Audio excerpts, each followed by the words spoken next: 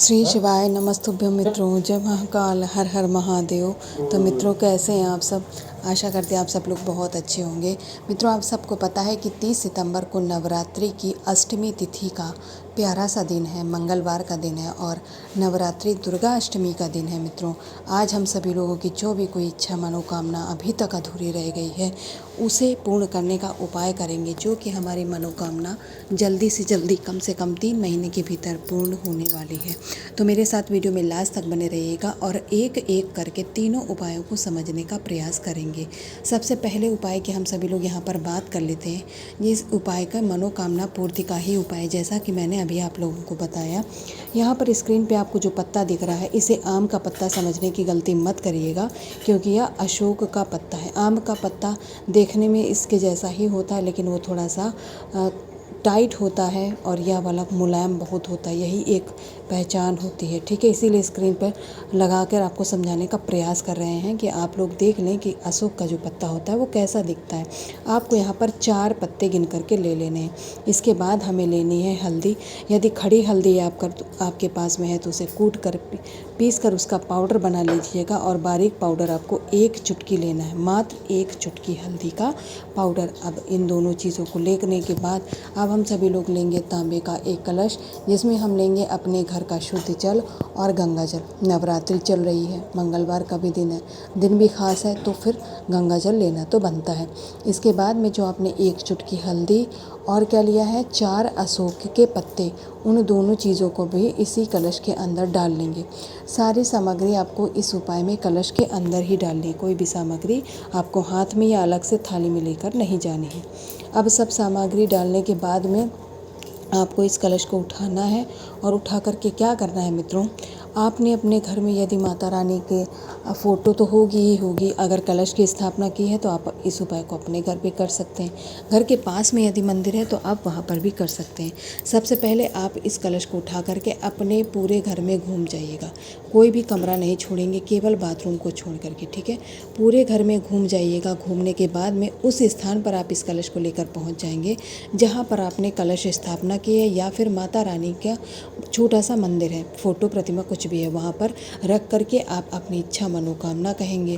कहने के बाद में आपने अपने घर में इस कलश को घुमा ही लिया है। अब इसे लेकर के घर के पास में जो भी नीम का पेड़ पड़ने वाला है, छोटा हो बड़ा हो कैसा भी हो, वहाँ पर जाएंगे। क्योंकि सभी लोग जानते हैं कि हमारे जो माताएं हैं, हमारे जो नवरात्रि की देवियाँ हैं, वो उसी पेड़ पर निवास करती हैं। साथ ही में जो हमारे कुल देवी या कुल देवता होते हैं, उनका भी निवास स्थान नीम का पेड़ ही बताया गया है। यदि मान लीजिए आपको अपने कुल देवी या फिर कुल देवता के बारे में नहीं पता है, तो आप क्या करेंगे, अपने घर में किसी बड़े बुजुर्ग से आप पूछ लीजिएगा। उनका नाम पूछने के बाद में उनका नाम लेंगे और उस कलश के जल को इसी नीम के पेड़ की तने अर्थात जड़ में समर्पित करके चले आइएगा। कितनी भी आपकी बड़ी मनोकामना हो, वो कम से कम 7 दिन या और ज़्यादा से ज़्यादा 3 महीने के भीतर अवश्य पूर्ण हो जाएगी।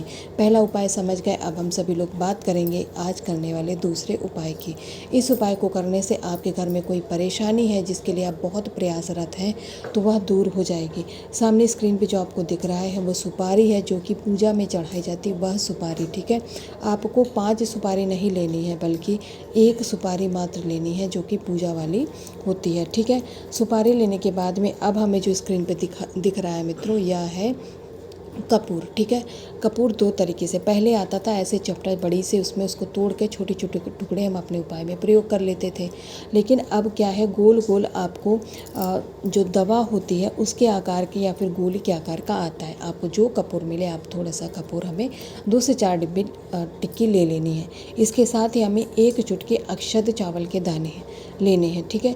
दानों की आपको गिनती नहीं करनी है, आप 1 चुटकी ले लीजिएगा। अब सारी सामग्री इकट्ठा करने के बाद में अब हमें सबसे अंतिम सामग्री जो हमारी है, लाल कपड़ा, नया कपड़ा लीजिएगा, पुराना गंदा सा नहीं प्रयोग में लेंगे। उस कपड़े में आपने 3 से 4 जो आपने गोली ली है कपूर की, उसे रख लीजिएगा। जो 1 चुटकी अक्षत चावल के दाने लिए हैं उसे भी इसी कपड़े में रख लेंगे, और आपने जो 1 सुपारी ली है उसे भी इसी कपड़े के उसमें रख लेंगे। इसके साथ ही में हम सभी लोगों को आटे का 1 दीपक लगाना है, जिसमें हम सभी लोग गोल बाती का प्रयोग करेंगे। घी से लगाइएगा।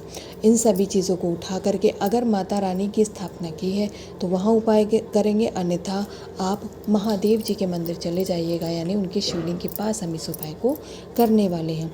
महादेव जी के शिवलिंग में जो माता रानी का स्थान होता है, यानी कि माता का हस्तकमल, जिसे प्यार से कटिभाग भी कहा जाता है, यहाँ पर आप क्या करेंगे,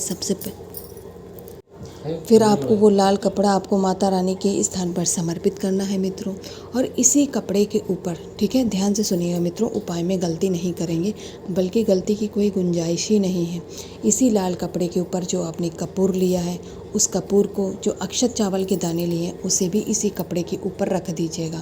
अब आपके पास शेष बचती है एक सुपारी। उस सुपारी को आपको अपने दाहिने हाथ में लेना है। आपके घर की जो भी परेशानी है, चाहे धन संबंधी हो, रोग संबंधी हो, व्यापार संबंधी हो, उस परेशानी को आपको स्मरण करना है, यानी महादेव जी से कहना है, उसे दूर करने का निवेदन करना है। उसके बाद उस सुपारी को भी आप इसी लाल कपड़े के ऊपर रख दीजिएगा। और सबसे लास्ट में जो आप घी का दीपक लेकर के गए थे, गोल बाती का, उसे प्रज्वलित कर दीजिएगा श्री शिवाय नमस्तुभ्यम या फिर ओम नमः शिवाय मंत्र का जाप करके। और कम से कम आपको 7 बार या फिर 11-21 बार इस मंत्र का जाप करना है मित्रों। इसके बाद महादेव जी का आशीर्वाद ले करके सभी लोग अपने घर पे वापस आ जाएंगे। 2 उपायों की बात कर ली और मैंने प्रयास भी किया कि आप लोग समझ जाएं। अब हम लोग तीसरे उपाय की बात करेंगे, जो कि आज का अंतिम और आखिरी उपाय है। उससे पहले चैनल पर जो भी पहली बार आया है, वो आवाज़ पहली बार सुन रहा है, वो चैनल को सब्सक्राइब और वीडियो को लाइक करना मत भूलिएगा मित्रों। तो तीसरे उपाय को जो करने का लाभ है, इस उपाय को करने से यदि हमारे घर से माता रानी यानी माता लक्ष्मी रुष्ट हो गई हैं, उनका आशीर्वाद हमें नहीं मिल रहा है, तो आप लोगों को स्क्रीन पे कमल गट्टा दिख रहा होगा। हमें इतने ढेर सारे नहीं लेने, बल्कि 2 कमल गट्टे लेने हैं। अगर आप उपाय करते हैं, आपके पास पहले से कमल गट्टे हैं घर पे, तो आप उन्हीं कमल गट्टों का प्रयोग कर सकते हैं। ऐसा नहीं कि हर बार आप नए कमल गट्टे, ठीक है। 2 कमल गट्टे हमें ले लिए। 2 कमल गट्टे लेने के बाद में धन का उपाय है, माता लक्ष्मी को प्रसन्न करना। ऊपर से नवरात्रि चल रहे हैं, तो आप लोगों को 1 पान का पत्ता लेना है। पान का पत्ता जैसा कि बताया आपको डंडी वाला लेना है। जो लोग पान बनाने के लिए उपाय में प्रयोग करते, उस पत्ते को मत लीजिएगा, उसकी वो लोग डंडी तोड़ देते हैं, ठीक है। 1 पत्ता आप ले आइएगा। उस 1 पत्ते में जो आपने 2 कमल गट्टे लिए हैं, उन दोनों कमल गट्टों को माता लक्ष्मी का ध्यान करते हुए रख लीजिएगा। अब क्या करना है, अब आपको इस पान के पत्ते को उठाना है। ऐसे उठाइएगा कि कमल गट्टा इस पत्ते से नीचे ना गिरने पाए, ठीक है। गोल होता है, वो आसानी से नीचे गिर सकता है। अब आपने इस पान पत्ते को उठा लिया। अब जाना कहाँ है मित्रों, देखिए, आपके घर में यदि माता दुर्गा का फ़ोटो हो तो अच्छी बात है, नहीं तो घर के पास में जो भी आपको मंदिर पड़े, ठीक है, माता रानी का मंदिर होना चाहिए, वहाँ पर माता रानी की फ़ोटो अवश्य होनी चाहिए। उस मंदिर में आप चले जाइएगा। और जैसा कि मैंने पहले ही बताया है शुरुआत में ही कि दुर्गा अष्टमी का दिन है। अष्टमी तिथि अपने आप में ही बहुत खास होती है, बहुत ज़्यादा आपको लाभ देने वाली होती है। यहाँ पर जाना है आपको, माँ दुर्गा का स्मरण करके इस पान के पत्ते को यहाँ पर माता रानी के सामने भोग लगा देना है। और दोनों हाथ जोड़ करके माता रानी से अपने घर में धन के भंडारे जो आपके नहीं भर रहे हैं, अर्थात जो धन संबंधी परेशानी है, उसको दूर करने का मित्रों निवेदन करिएगा। माता रानी से कहिएगा हाथ जोड़ करके कि हे माता रानी, माँ लक्ष्मी हमारे घर से रुष्ट हो गई है, किसी कारण से जाने अनजाने आपसे ही गलती हो गई है, उस वजह से या किसी और कारण से, तो ऐसा आशीर्वाद प्रदान करें कि हमारे घर के भी भंडारे भर जाए, माता लक्ष्मी फिर से आपके घर में आगमन करे, अर्थात उनके आने से आपके घर में धन की जो परेशानी है वह समाप्त होगी।